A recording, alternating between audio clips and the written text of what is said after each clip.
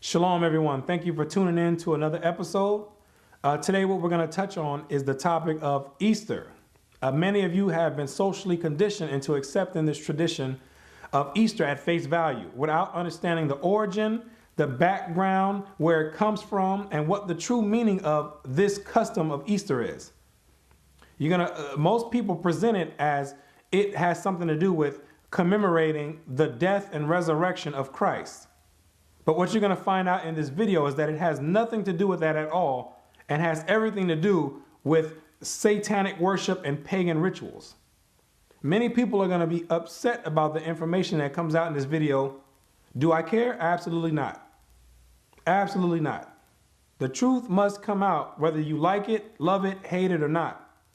The truth doesn't change no matter how mad you get.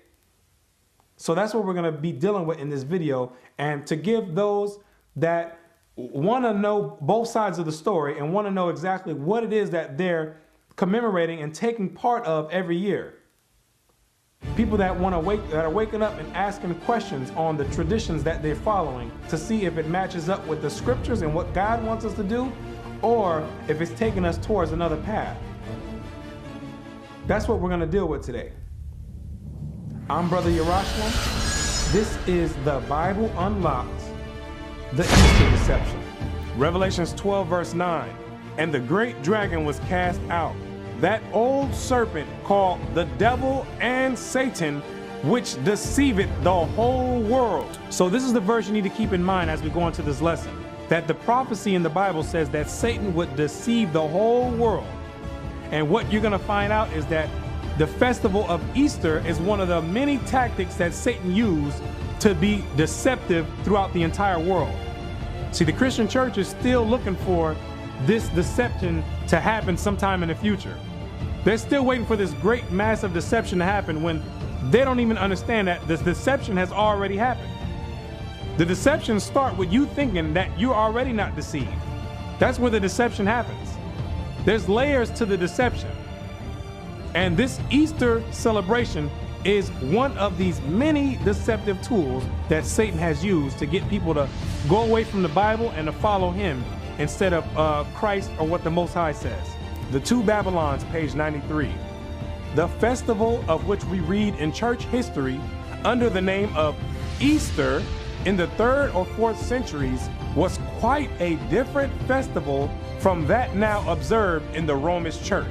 The festival that you celebrate, known as Easter during the time of Christ, was not celebrated the same exact way that they do today. It had nothing to do with bunnies laying eggs and Easter rabbits. The celebration was known as the Passover, something totally different, and it's going to explain in here, and it was never called Easter. Follow me. And at that time was not known by any such name as Easter. It was called Pasch, or the Passover. It was called what God told it to be called back in Exodus, the Passover, not Easter. You're going to find out that Easter is dealing with a totally different custom and God. That's what you're going to come to realize, that has nothing to do with the Bible at all. And though not of apostolic institution, was very early observed by many professing Christians in commemoration of the death and resurrection of Christ. And the Passover, in the correct context, was celebrated during the time of Christ by many of the Christians that follow the teaching of Christ. Not bunnies laying eggs, or Easter rabbits, or dying eggs, or anything of that nature. It was the Passover.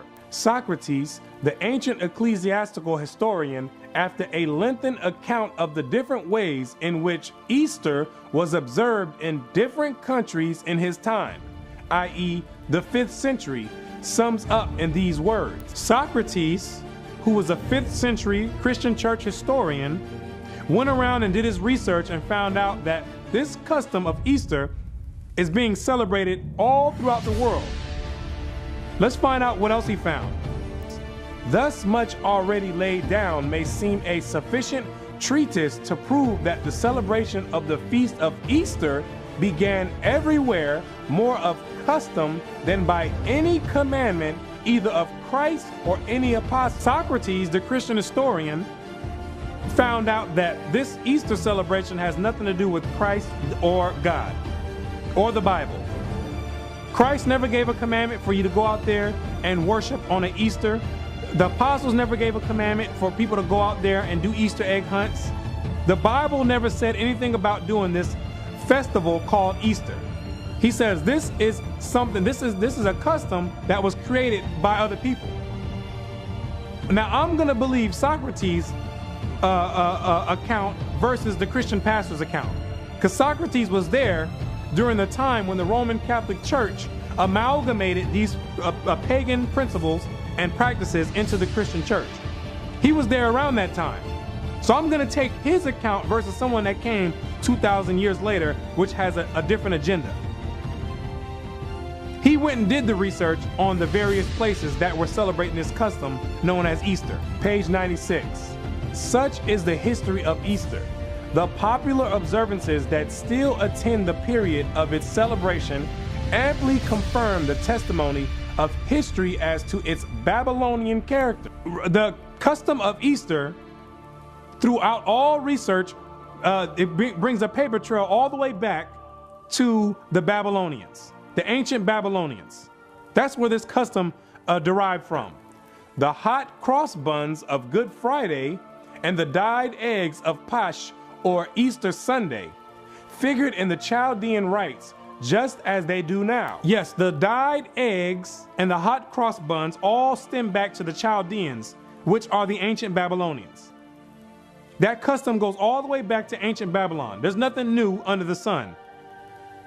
The ritual was picked up and it made its way all the way down to the Roman Empire. And the Roman Empire, when they came and took over the Americas, they implemented it in with the rest of the pagan customs in Christianity. They didn't just wake up. I mean, the eggs just didn't pop up out of nowhere. They didn't say, they didn't just wake up one day and say, you know what, we know this Easter has to do with the resurrection and death of Christ, but you know what, we're just going to add some eggs in there. I like the way they look. I'm just going to go ahead and add a few eggs in there. No, it has an origin. It has a history. They're just not going to tell you what it is, because you're going to find out that you're worshiping Satan. They're not going to tell you what it is. And most of you probably don't care, too lazy to do your own research. And guess what? Satan and the hierarchy, they like people like you. You're the ones they want in their society. The ones that's going to just go with the flow and eat up everything that they feed to you. They love people like you.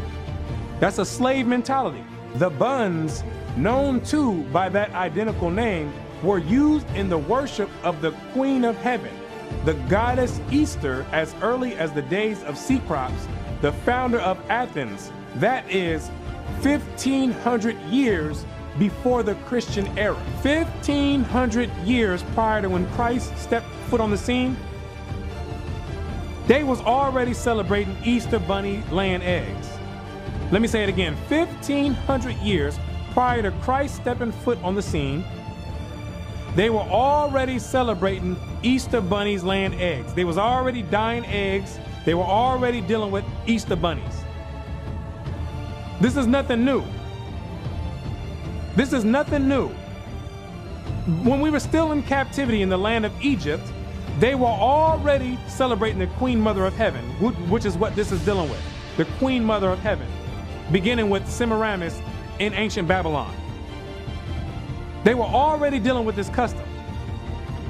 So when Christ was on the scene, people were already doing their Easter bunny egg hunts. When Christ was walking on the scene, they were probably some of the people that he was healing. People that fell off into that custom. So this Easter bunny egg concept has nothing to do with Christ, his death or his resurrection at all.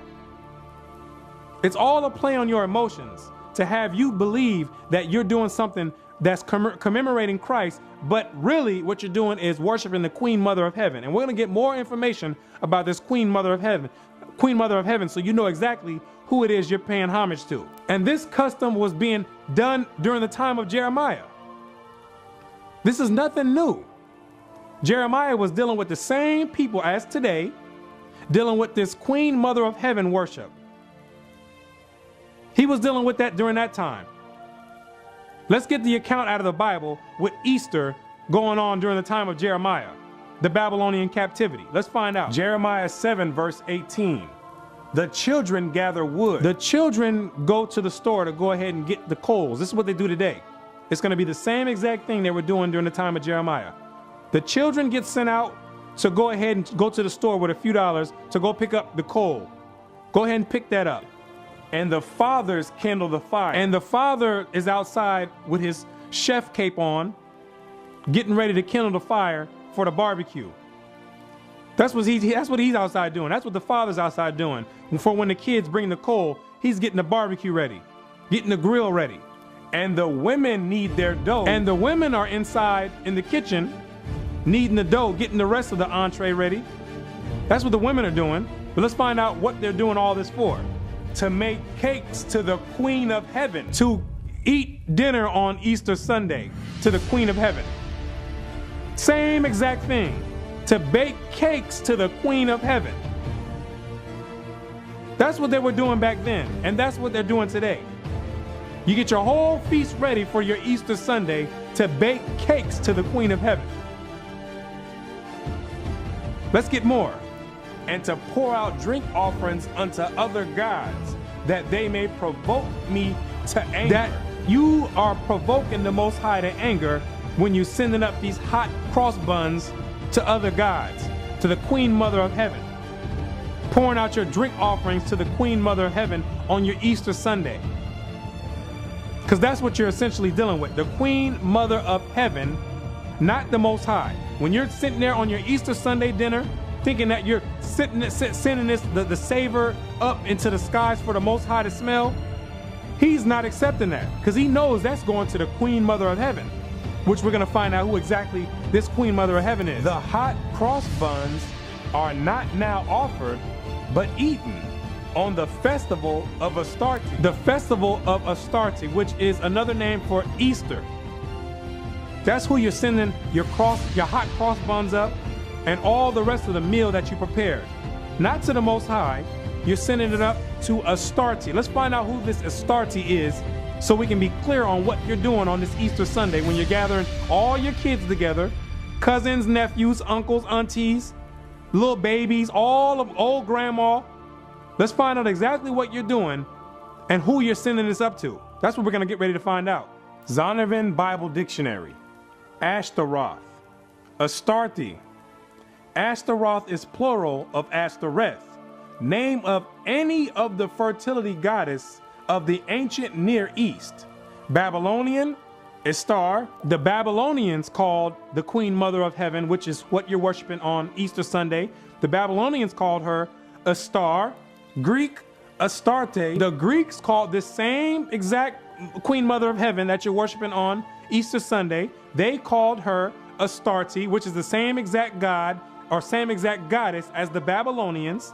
In Canaan, a consort of El, Baal. And in Canaan, this Astarte or Ishtar is the consort of El or Baal, which means that she is the consort, which means she is the wife of Baal.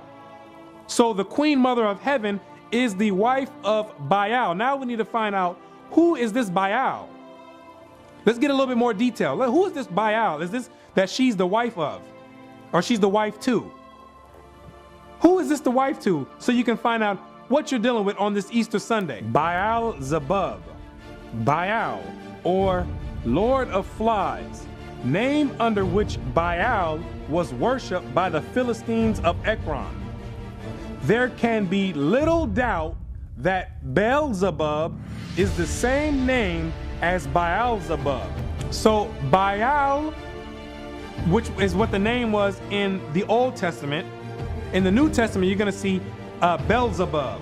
You'll see Baal-zebub and Baal in the Old Testament, but in the New Testament they call him Beelzebub. So we need to find out exactly who this Beelzebub is according to the Bible, to see what demon you're dealing with on Easter Sunday. Follow me. Matthew 12 verse 24. But when the Pharisees heard it, they said, "This fellow doth not cast out devils, but by Beelzebub, the prince of the devils. Beelzebub is the prince of the devils, the husband to Astarte or Astarte, the queen mother of heaven, the same woman that you're worshiping on Easter Sunday. She is the wife of Satan, the head demon. He's the leading demon out of the demonic forces. She is the wife of Satan himself. This is who you're pouring out your drinks, and your hot cross buns are being offered to the queen mother of heaven, the wife of Satan. This is what you're dealing with when you have your kids in there on your Easter Sunday dinner, all getting together in one big family in unison, getting ready to send up the whole meal, thinking you're sending it up to the Most High when you're sending it straight up to Satan's wife. The hot cross buns are not now offered, but eaten on the festival of Astarte. But this leaves no doubt as to whence they have been derived. The origin of the Pasch egg is just as clear. Now we're going to get into the origin of these Easter eggs.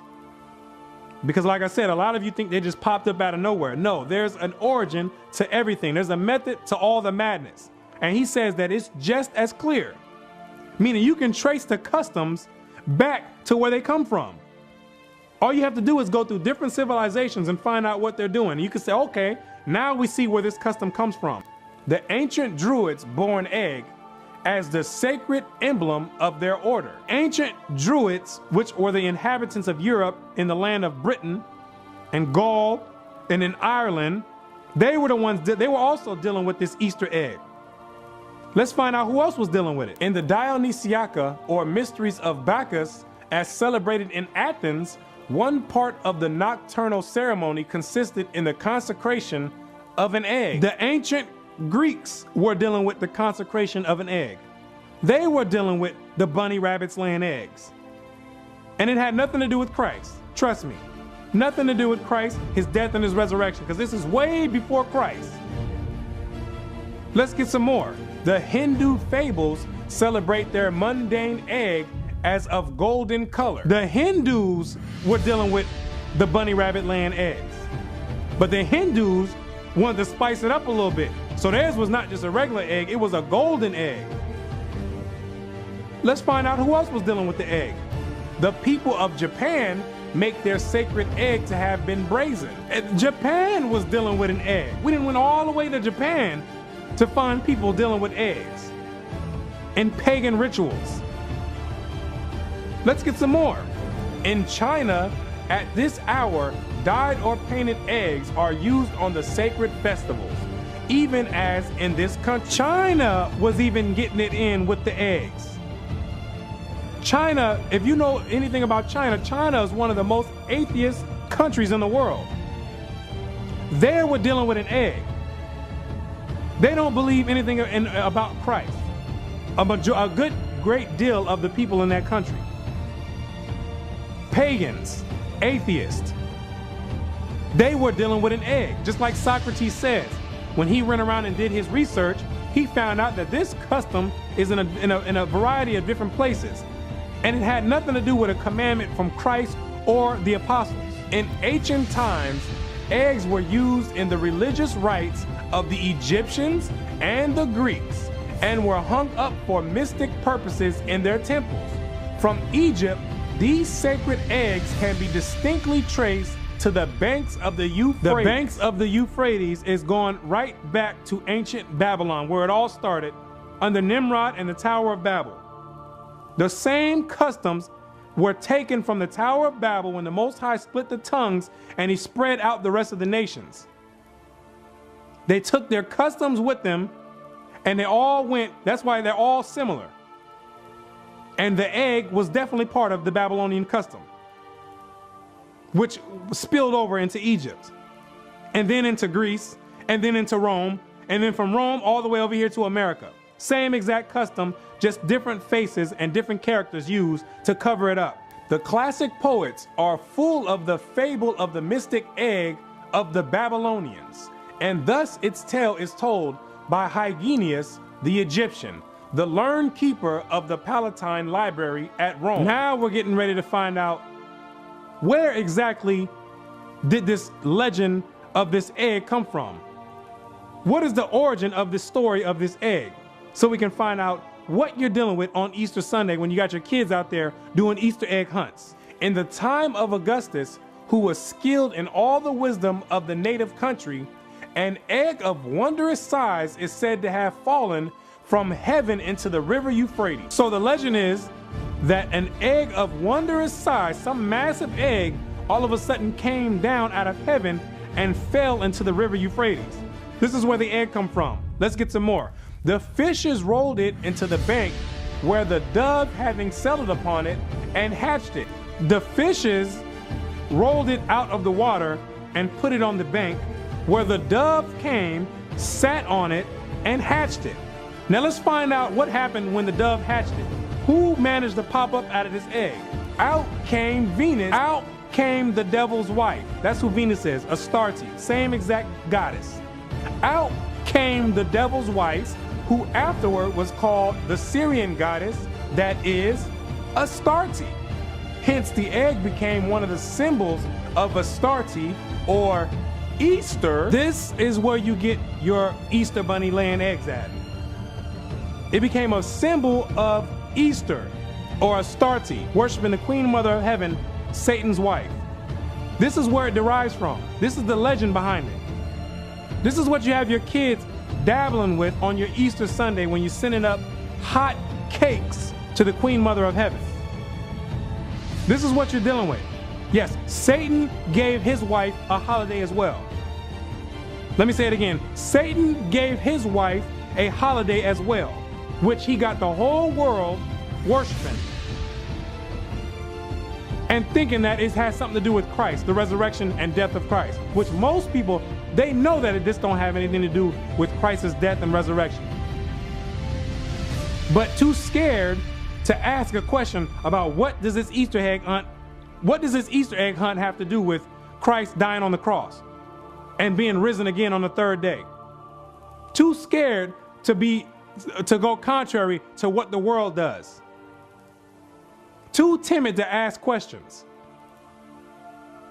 Got your kids over there doing Easter egg hunts to the devil's wife and cooking a hot Sunday dinner to send it up to Astarte, the devil's wife.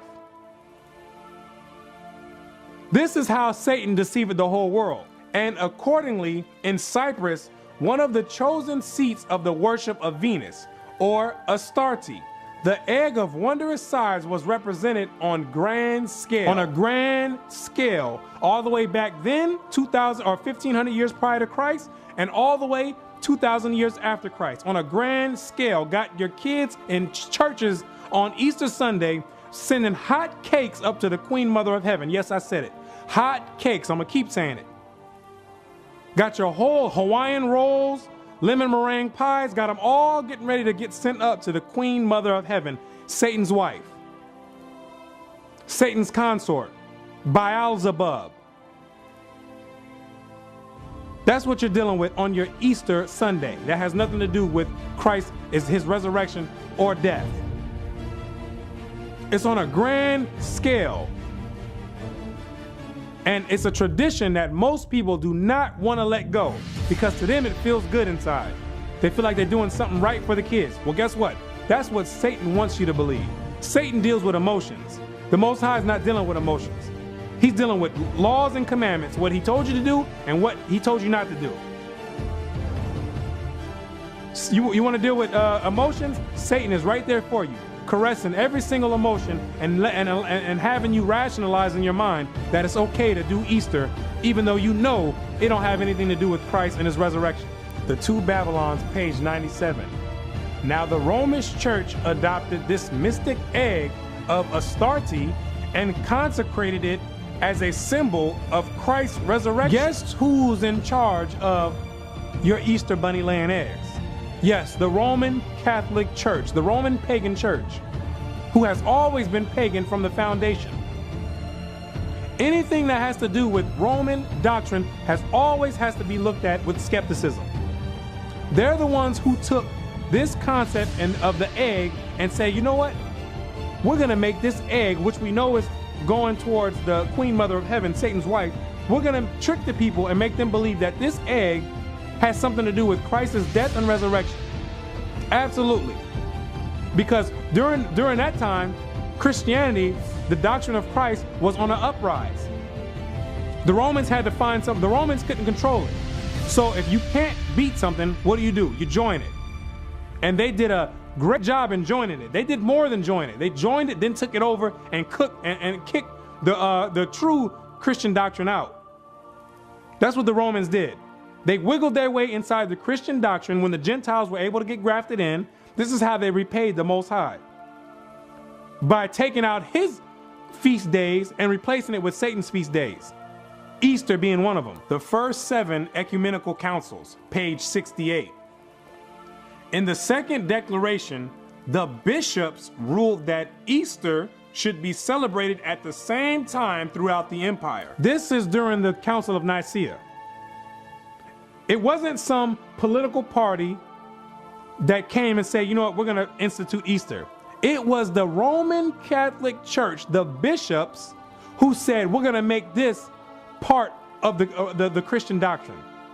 We're going to take this pagan holiday because we know that the Roman citizens don't want to let it go.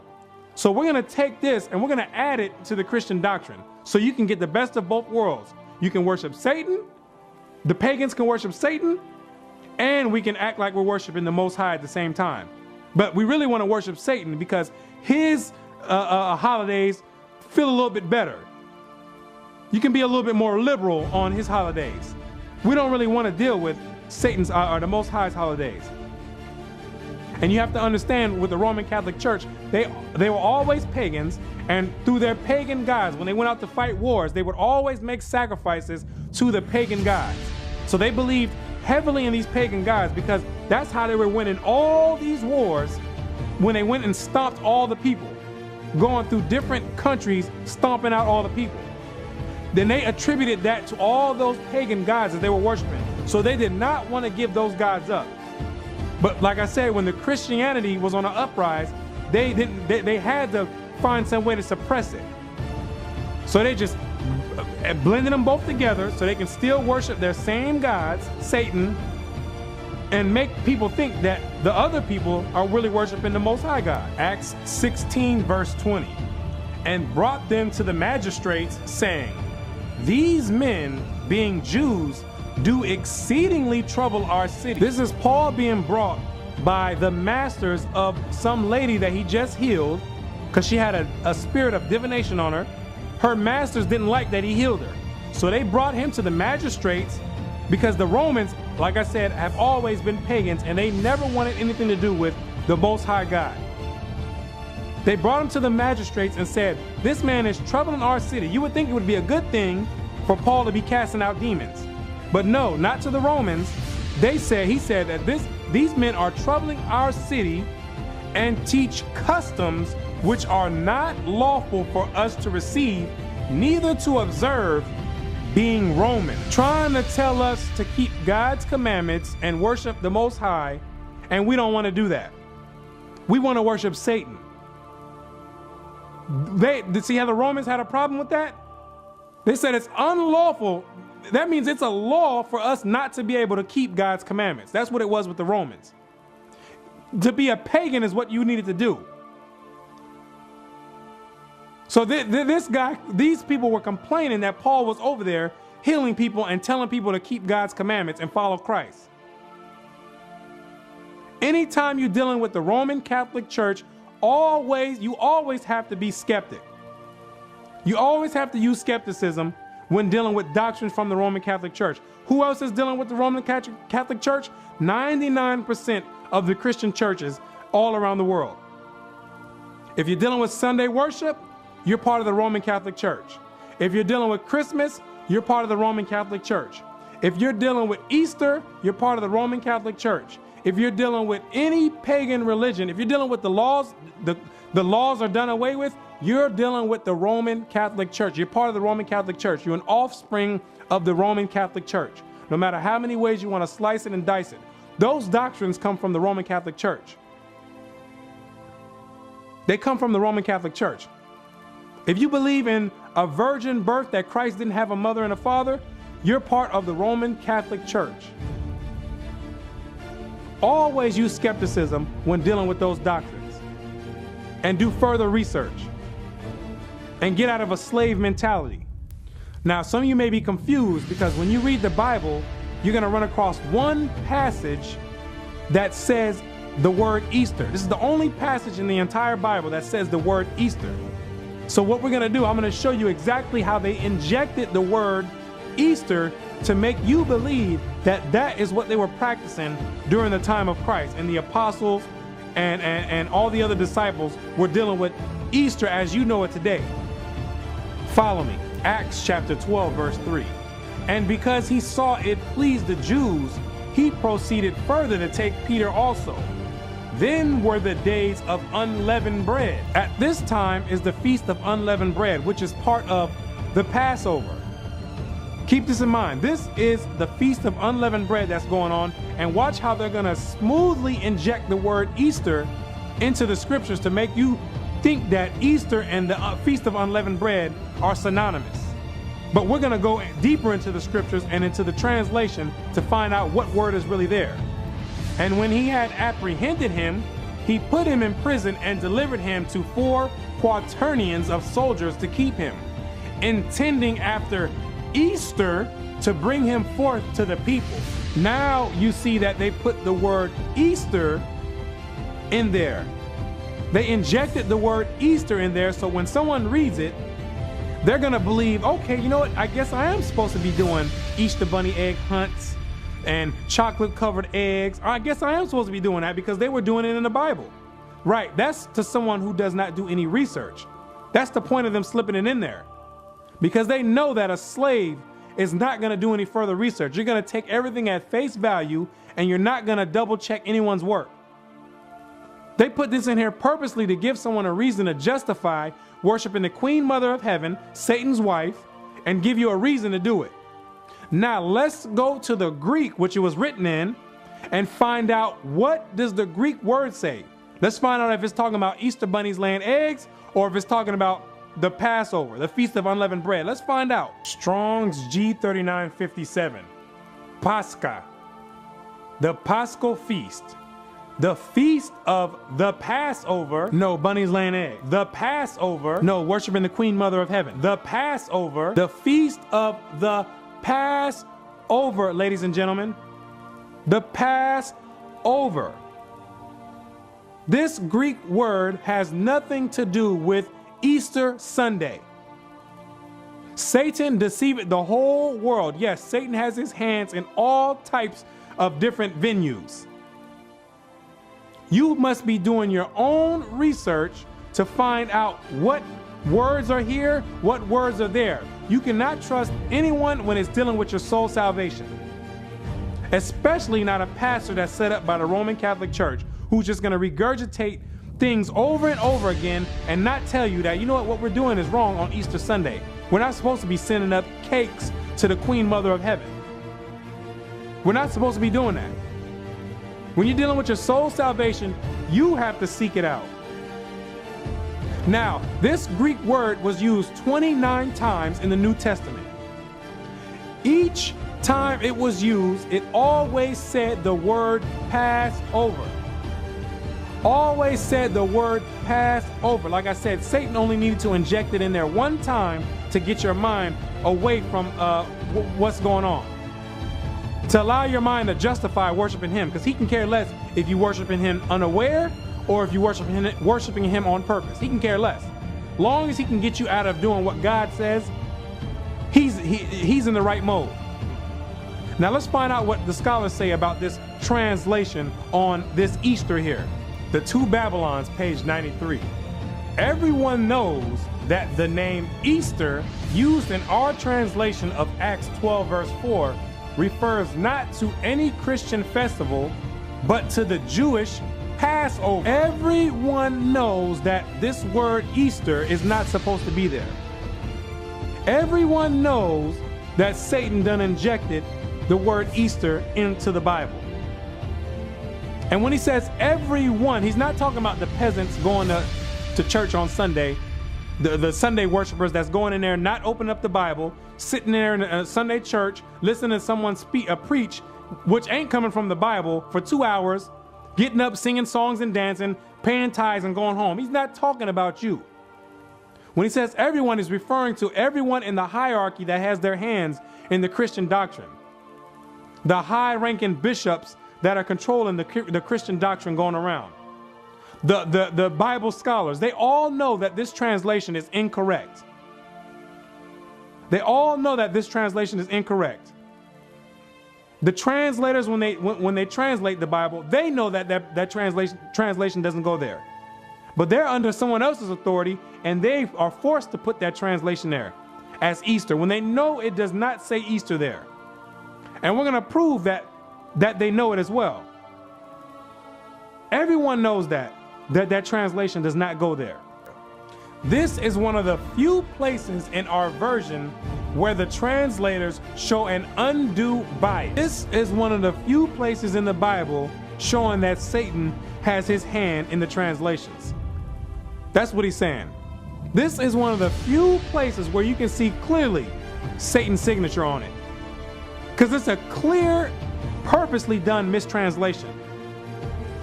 It's not like it was something difficult or some difficult translation, some difficult Greek word.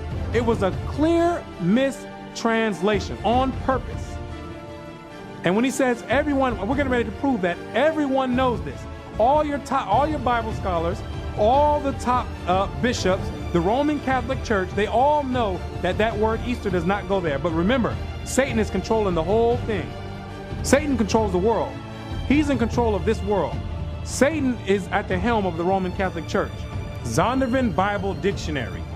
Easter, Passover, rendered Easter in Acts 12 verse 4 KJV, but correctly translated Passover in ASV. Correctly translated Passover. This is from the Bible scholars.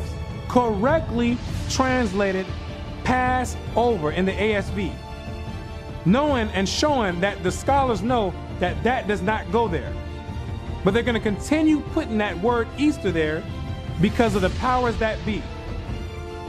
In order to maintain power in this current world, you have to be dealing with Satan, because Satan is the prince of this world. As soon as you start trying to go to righteousness, referring to the hierarchy, Satan is going to move you out of the way, and he's going to lift someone else up who's going to do his job. So in order to maintain the high status, they have to continue pushing Satan's agenda in order to keep global power. That's what this is going into. Now, let's deal with the main premise that the Roman Christian Church uses to justify their Easter Sunday worship. It relies off of the premise that Christ rose on a Sunday, hence Easter Sunday. Now we can commemorate the resurrection of Christ because it happened on the first day of the week, and now we're justified for doing it. Now let's find out if that's true according to the scriptures, because it sounds good from the surface when you hear somebody talk without backing it up. Let's go into the scriptures and find out, did Christ rise on a Sunday, or is that another tactic used by the devil to deceive the whole world? And you be the judge. Matthew 28 verse 1. In the end of the Sabbath, as it began to dawn toward the first day of the week, came Mary Magdalene and the other Mary to see the sepulchre. This is what I need you to do right now. I need you to pay attention to what you're reading. Shake off the religion and pay attention to what you're reading. It says, as it began to dawn toward the first day of the week, meaning it was not the first day of the week, it was dawning toward the first day of the week, meaning the sun was getting ready to drop, but it was still the Sabbath day. Understand this. I need to speak like this, because when it doesn't matter, people with high educations can't understand this basic concept that's getting ready to be brought out. Because that religion, when it grabs you, it's got a hold on you like worse than any drug. Dawning toward the first day of the week. That means it was still the Sabbath day. Let's find out what happened when Mary Magdalene came to the sepulchre of Christ.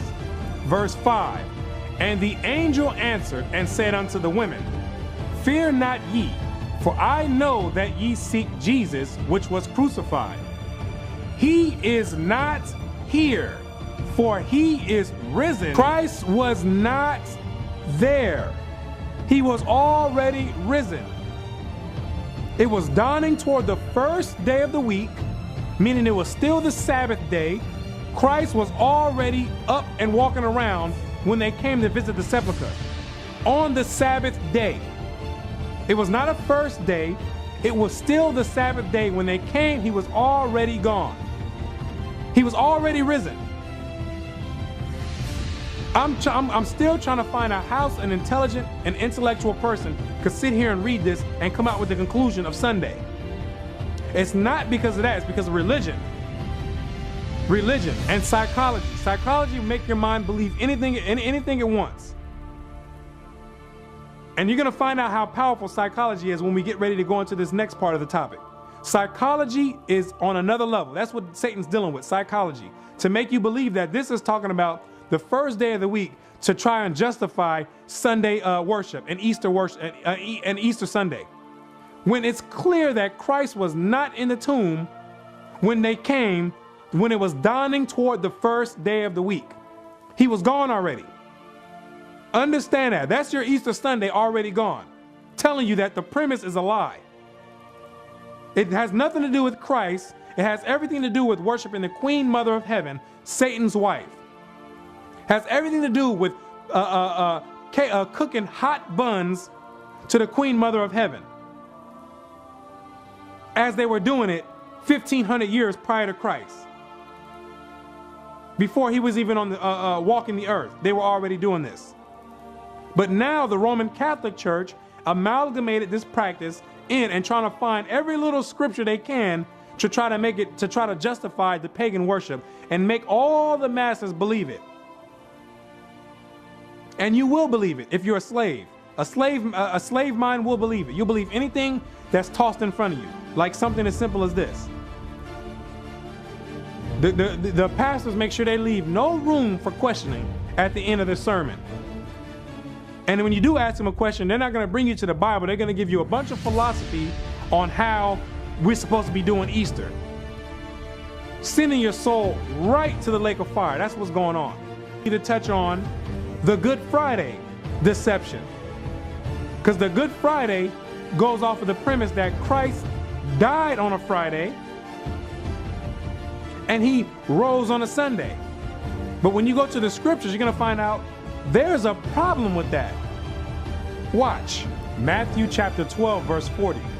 For as Jonah was 3 days and 3 nights in the whale's belly, so shall the Son of Man be 3 days and 3 nights in the heart of the earth. It says he would be 3 days and 3 nights in the heart of the earth. I'm still trying to figure out what mathematical equation the Christian church has came up with in order to get 3 days and 3 nights from Friday to Sunday. I'm trying to figure out what type of dimension they're delving into to make this add up.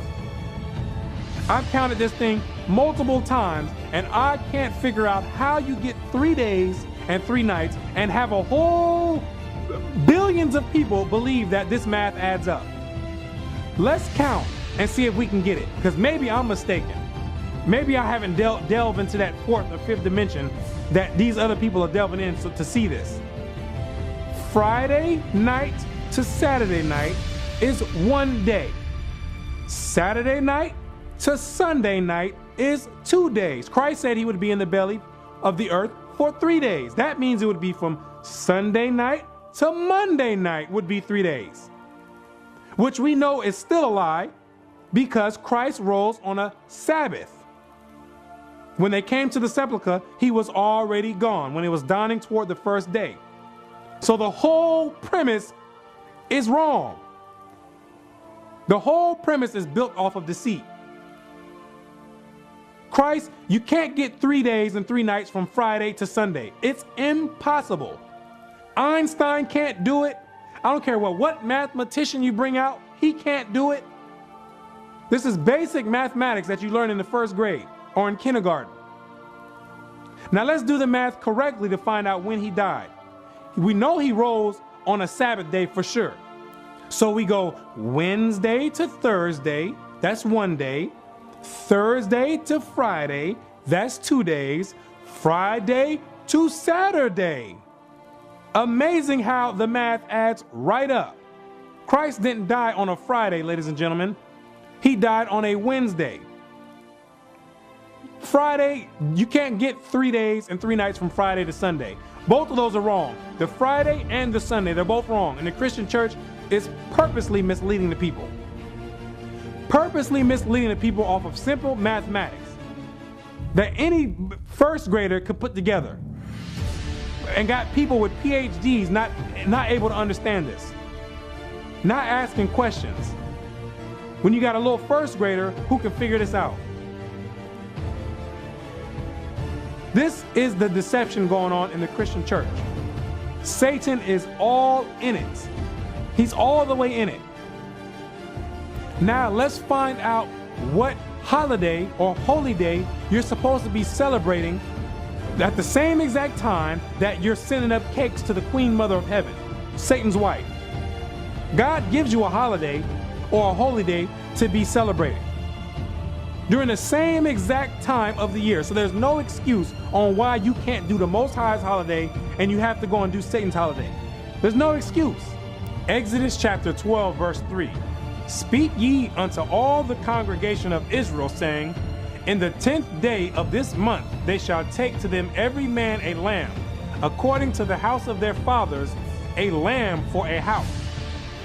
And if the household be too little for the lamb, let him and his neighbor next unto his house take it according to the number of the souls.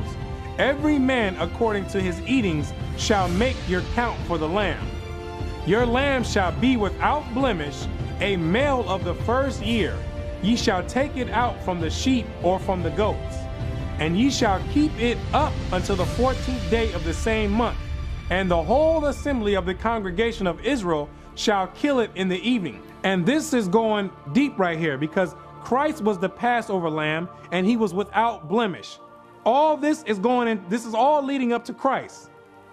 But most people don't even understand this. This is a whole lesson in itself, so I'm not going to go too deep in it. But Christ was the lamb without blemish. He was the sacrifice, the Passover lamb that was sacrificed. And the whole assembly of the congregation of Israel shall kill it in the evening. And this is exactly what they did to Christ. The congregation got together and said, put him to death. This is the same exact account right here. And you're not celebrating this? This is what you're supposed to be celebrating. This is what you're supposed to be commemorating. This is supposed to be the memorial, not Easter bunnies laying eggs. And they shall take of the blood and strike it on 2 side posts and on the upper doorpost of the houses, wherein they shall eat it. And they shall eat the flesh in that night, roast with fire and unleavened bread, and with bitter herbs they shall eat it. So you're supposed to eat the Passover lamb with bitter herbs. That's what you're supposed to also get, the lamb and the bitter herbs. Eat not of it raw, nor sodden at all with water, but roast with fire, his head with his legs, and with the purtenance thereof. And ye shall let nothing of it remain unto the morning. And that which remaineth of it unto the morning ye shall burn with fire. And you're supposed to eat the entire lamb dinner and have nothing left for the morning. It's supposed to be all eaten that same day. So it's not no, give me a plate and let me send one home, or let me give out 3 or 4 plates to take home. It's not none of that. You eat the dinner that night. Anything else, it's done. And thus shall you eat it with your loins girded, your shoes on your feet, and your staff in your hand. And ye shall eat it in haste. It is the Most High's Passover. You eat it with haste because we had to leave Egypt quick. So you eat the dinner quick. It is the Lord's Passover. For I will pass through the land of Egypt this night, and will smite all the firstborn of the land of Egypt, both man and beast. And against all the gods of Egypt will I execute judgment. I am the Lord. And the blood shall be to you for a token upon the houses where ye are.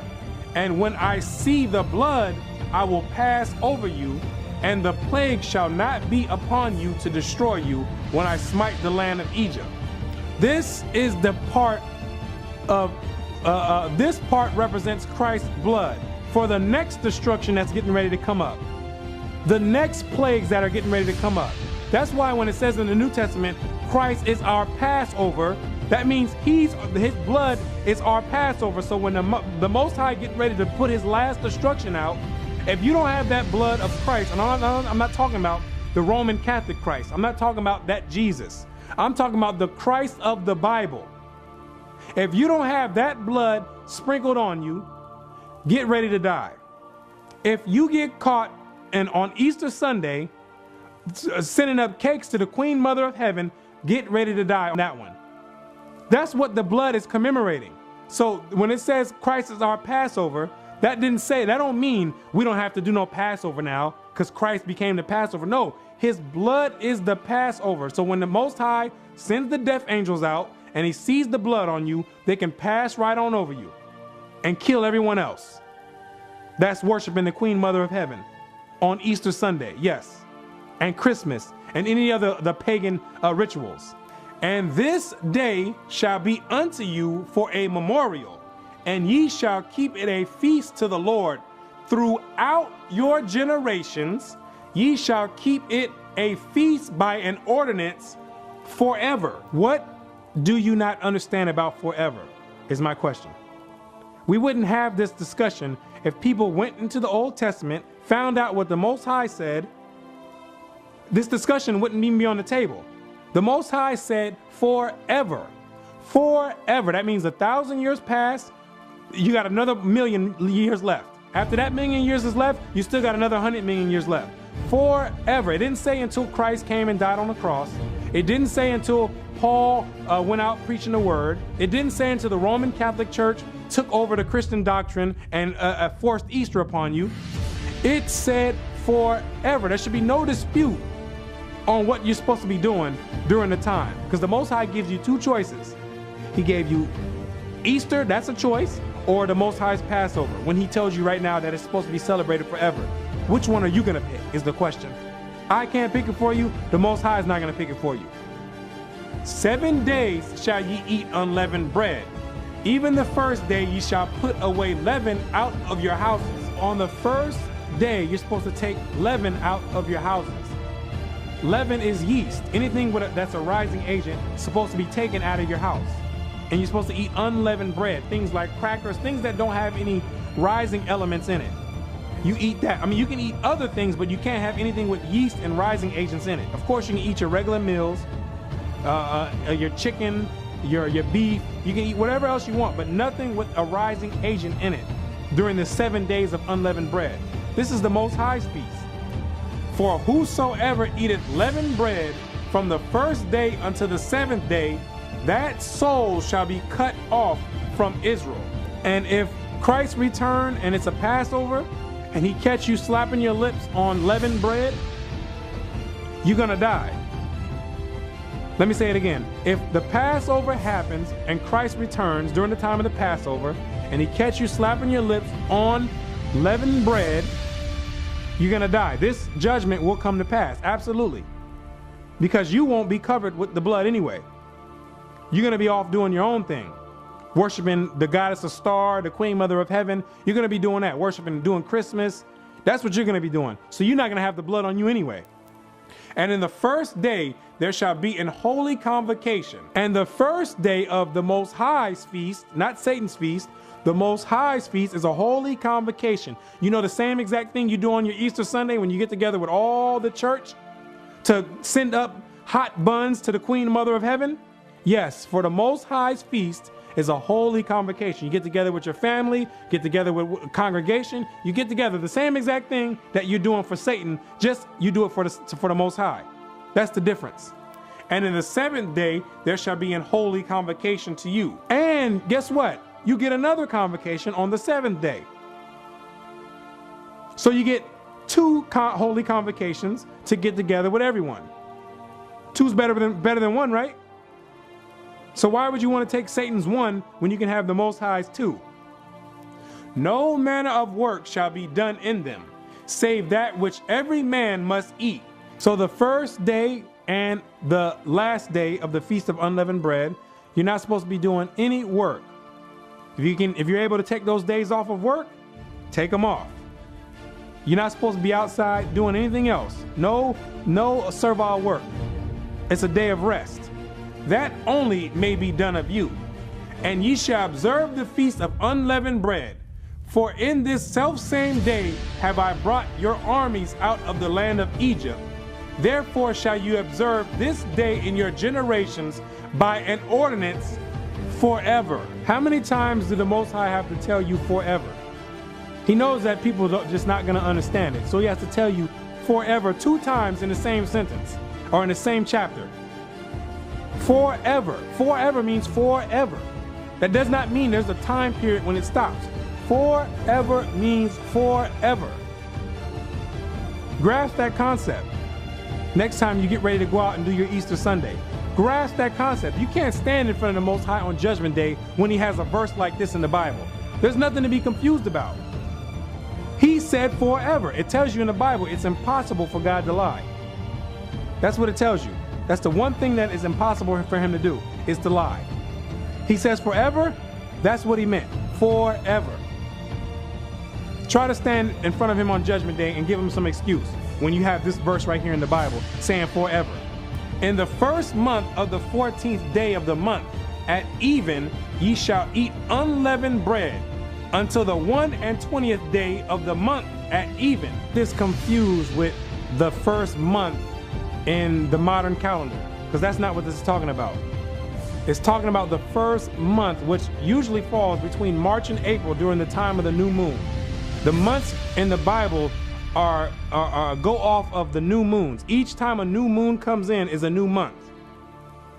So that's what this is referring to. Usually during the time of March and April, there's the new moon that falls around that time. So the first or the 14th day of after the new moon is when the Passover starts. And unleavened bread is going to be on your menu all the way to the 21st day at evening. 7 days shall there be no leaven found in your houses. For whosoever eateth that which is leavened, even that soul shall be cut off from the congregation of Israel, whether he be a stranger or born in the land. Ye shall not eat nothing leavened. In your habitations shall ye eat unleavened bread. This is the year 2015, and this year the Passover falls on a Friday, April the 3rd, at evening. Let me say it again. 2015, the Passover commences on April 3rd at evening of 2015. By coincidence, guess what else starts on April 3rd? Yep, you guessed it. Good Friday. Good Friday. So now you have to make a choice. Which one are you going to do? Are you going to do the Passover like the Most High said would be an ordinance and a memorial forever? Or are you going to do what the Roman Catholic Church tells you to do, worship the Queen Mother of Heaven, Satan's wife, on April the 3rd? That's something you're going to have to pick. That's why the Most High always gives you 2 choices. He wants to see where your heart is really at. He wants to see if you're going to be down with him or if you're going to be an idolater and go and worship other gods. That's what he wants to know. Easter Sunday falls on April 5th, 2 days later. Not 3 days, like the Christian church will want to make you believe. 2 days later is when your Easter Sunday is going on. But guess what else is going on during that time? The Feast of Unleavened Bread, like the Most High said. 7 days from the Passover starting April 3rd at evening, ending at April 11th at evening. But Satan worked his way right in there to have people think that they're supposed to be doing Easter at that time. But you're going to have to pick. Which one are you going to be doing? Because you can't do both. You can't bake cakes during the time of the Feast of Unleavened Bread, because that's unlawful during that time. No leavened bread. So there's going to be people baking all type of cakes to the Queen Mother of Heaven with all type of leaven in there, like the Most High told you not to do. This is where it comes down to where your heart is really at. The Most High is always going to give you 2 choices. He'll give you two choices, absolutely. He'll give you your opportunity. If you want to worship Satan, you go right ahead. But there's a punishment for being an idolater. There's a punishment for doing what you think is right instead of what the Most High told you is right. Revelations 21 verse 8. But the fearful and unbelieving and the abominable and murderers and whoremongers and sorcerers and idolaters, people that's worshiping on Easter Sunday, sending cakes and prayers up to the Queen Mother of Heaven on Easter Sunday. All idolaters, Christmas worshipers, all idolaters, man, they all in this list. And all liars shall have their part in the lake which burneth with fire and brimstone, which is the second death. This is where life-changing decisions are made. When truth comes out, this is how you find out what someone's really about. If they truly believe in the Bible, which most people don't, or if they just covering it up to use as a cover-up for the other gods that they really want to worship. This is where you find out right here. And you're going to find out most people are not down with the Most High God in the Bible. That's why it tells you a remnant shall be saved. Most people don't understand what a remnant means. They don't understand that. They're going to get caught as a thief in the night. Whoever's not on guard, taking things at face value and not doing your backup research. You got to understand that this is your soul salvation. This, you're only here on earth for 70, 80 years if you're lucky. After that, you gotta deal with eternity. Eternity is a very long time. And if you want to be in this hot lava lake for eternity, by all means, continue worshiping the Queen Mother of Heaven and have fun doing it. I'm telling you, you better live it up. Live it up. And don't look back. Because you're going to have a lot of looking back to do in that lake of fire.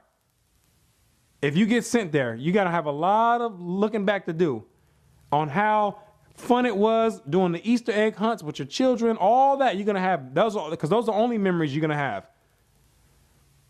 And you might not even be able to remember those because it's going to be so hot.